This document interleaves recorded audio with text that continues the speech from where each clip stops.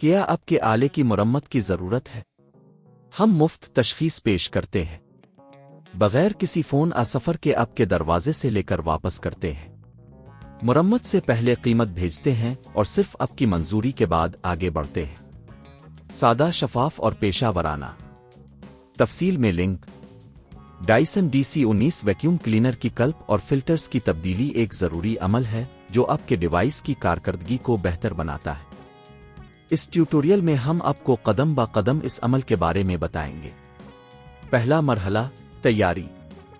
سب سے پہلے آپ کو اپنے ڈائسن DC19 ویکیوم کلینر کو اچھی طرح صفائی کرنی ہوگی۔ اس بات کو یقینی بنائیں کہ ڈیوائس بند ہے اور پاور کیبل کو نکال دیا گیا ہے۔ آپ کو چند بنیادی اوزار کی ضرورت پڑے گی، ایک سکریو ڈرایور اور نیا فلٹر۔ دوسرا مرحلہ، کلپ کی تبدیلی۔ ایک ویکیوم کلینر کی نچلی جانب دیکھیں جہاں کلپ موجود ہے۔ 2 سکریو ڈرایور کی مدد سے کلپ کے سکریو کو کھولیں۔ 3 پرانی کلپ کو ہٹا دیں اور نئی کلپ کو اسی جگہ پر لگائیں۔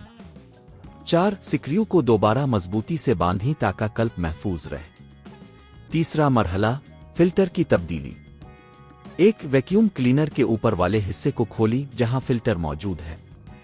2 پرانے فلٹر کو نکالیں اور اسے صحیح طریقے سے پھینک دیں۔ 3 نیا فلٹر لیں اور اسے جگہ پر رکھیں۔ 4 اوپر کا ڈھکن دوبارہ بند کریں۔ چوتھا مرحلہ، چیکنگ۔ ایک ویکیوم کلینر کو دوبارہ پلگ کریں اور چیک کریں کہ سب کچھ ٹھیک سے کام کر رہا ہے۔ 2 اگر کوئی آواز مسئلہ محسوس ہو تو دوبارہ چیک کریں کہ کلپ اور فلٹر صحیح جگہ پر ہیں یا نہیں۔ پانچواں مرحلہ، خرچ کی تخمینہ۔ یہ پروسیجر گھر پر کرنے میں کوئی خاص خرچ نہیں آتا سوائے نئے فلٹر کی قیمت کے جو تقریباً 1000 سے 1500 روپے ہو سکتی ہے۔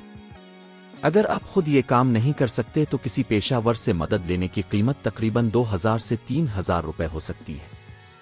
اس طرح آپ اپنے ڈائسن DC19 ویکیوم کلینر کی کارکردگی کو بہتر بنا سکتے ہیں۔ کیا آپ کے آلے کی مرمت کی ضرورت ہے؟ ہم مفت تشخیص پیش کرتے ہیں بغیر کسی فون سفر کے آپ کے دروازے سے لے کر واپس کرتے ہیں۔ مرمت سے پہلے قیمت بھیجتے ہیں اور صرف آپ کی منظوری کے بعد آگے بڑھتے ہیں۔ سادہ، شفاف اور پیشہ ورانہ۔ تفصیل میں لنک۔